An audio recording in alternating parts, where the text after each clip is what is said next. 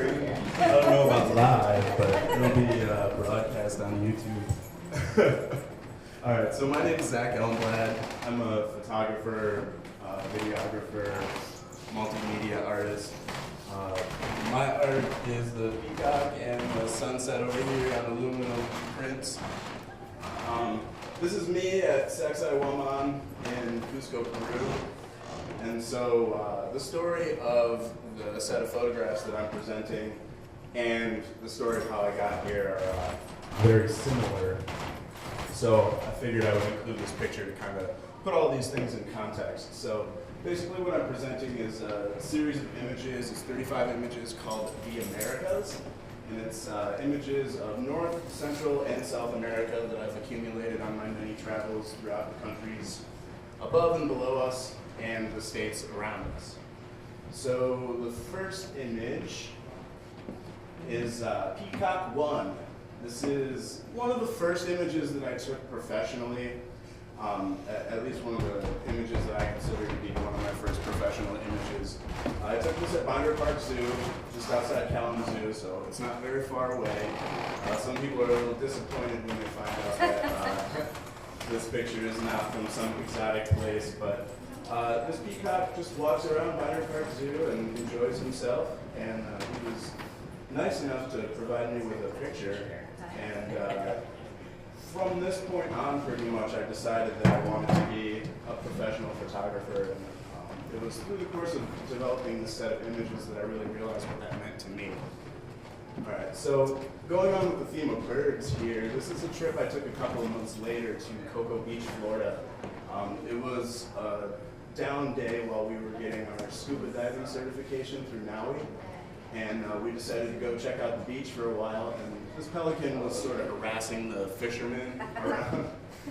He would fly out and try to get the bait on their hooks as they were casting, which I don't know, if you've ever fished in the Caribbean, is a really big problem, because a lot of it is handline fishing, so you throw out your bait and the birds catch it before the fish do, which is not what you want, because I'm sure that roasted pelican is not nearly as good as that snapper.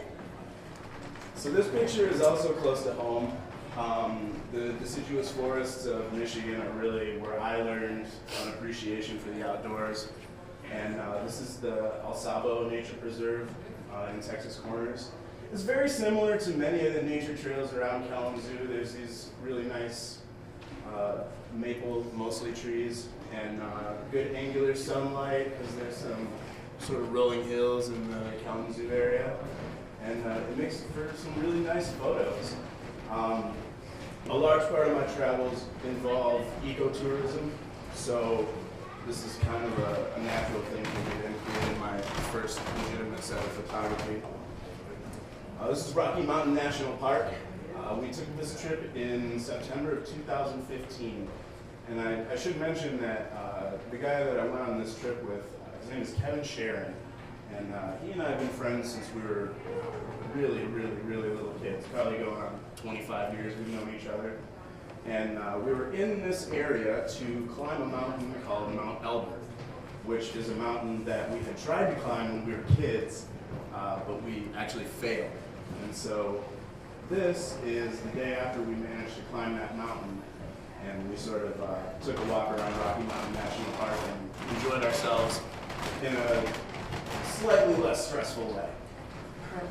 So shortly after that trip, we were headed further west to the Four Corners area in the desert southwest. So this is right near Moab, Utah. We got Arizona down there, New Mexico, and Colorado. So I honestly don't know where this photograph was taken, but this sunflower is really on the side of the road. So it's titled Roadside Sunflower. We parked the car, I got out, I snapped this picture of the sunflower, and I don't know, this image really speaks to me. You can kind of see the mountains in the background here. And I've always liked flowers, mainly because of their sort of passive complexity. You can walk past a flower and not really see all these intricate things that are a part of it at first glance.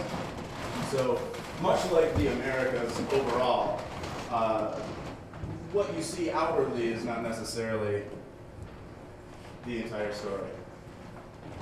This picture here is one of my favorite places in the country. It's the Appalachian Mountains. This is in West Virginia, in the Monongahela National Forest. This is, I'm standing on the highest point in the state of West Virginia, Spruce Mountain. And this happens every morning in Appalachia. If you get up early enough, you can see the fog receding into the hills, and it's really just beautiful. I slept under a picnic table just before this, so it's kind of nice to wake up and see that when you've slept under a picnic table. I've been to this part of Appalachia many times, and to me, personally, I feel like this is the first major hurdle that we had to cross in our westward expansion, and so I really find that the Appalachian Mountains in particular are important to American history.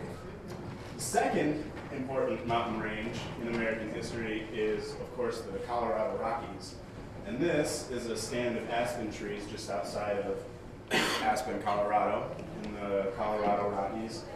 And in terms of my technical skills as a photographer, this is when I really started to develop a sense of texture and depth in how I was presenting my images. So instead of going for color and vibrancy, I began to actually start thinking about composition. So you can see this tree here on the right sort of creates a foreground, and the background of the photo sort of disappears into this chaotic mess of line. So I really appreciate this photograph, and I've had a lot of people that really responded well to it. Apparently this thing is just going on without its, own, so I'll just let it ride. So for anyone who doesn't know, this is Machu Picchu. This is outside Cusco, Peru. I was here this past May of 2016, and this is viewed from the guardhouse, which is pretty far up on the hill, not as far up as you can get, but pretty close. And it had just stopped raining, and so I was lucky enough to get all of these clouds that are sort of midway between where I am and the mountain beyond, which I believe is called Huayna Picchu. I can't remember, it's been a while. Did a lot of drinking in Peru. It's a shame that there's so many people down here, but realistically, I think there's something like 2,500 people allowed into Machu Picchu every day, so there's just an endless line of tour buses as you approach, and it kind of lends itself to an uneasy feeling where you think you might be trampling on something that you probably shouldn't be just trouncing all over. So this image is called Andean Lunch Break. This young lady is with a really small and terribly adorable baby llama here. And her job is to stand on the trail side and basically be standing there in ceremonial dress, traditional dress, to have photographs taken of her. And she'll collect tips from the tourists, and this is what she does for a living. She's obviously on her lunch break at the moment, having Inca Cola, which is a soft drink that's actually indigenous to Peru, but was bought by the Coca-Cola company sometime in the 1970s. And so it's basically Peruvian Coke. So this image you would think is an oceanscape, but it's actually Lake Superior, and it's taken somewhere near Sault Ste. Marie, again on the side of the road. It's kind of my thing. It's called The Sky's the Limit, and I really like this photograph because it shows the dynamic skies that we have in the country, and really you can see this in a lot of open spaces around where we live, and a lot of people don't really get out and see views like this, and I think it's a really big shame because really 2 hours away from anywhere you are in this state, you can have a view like this. You just have to get out there and see it. You don't have to travel all over the world or across the country to see something beautiful. You can really just find it in your own backyard or in this case, to the other side of your state. This sunset is from an island in the Caribbean called Key Calker, off the coast of Belize.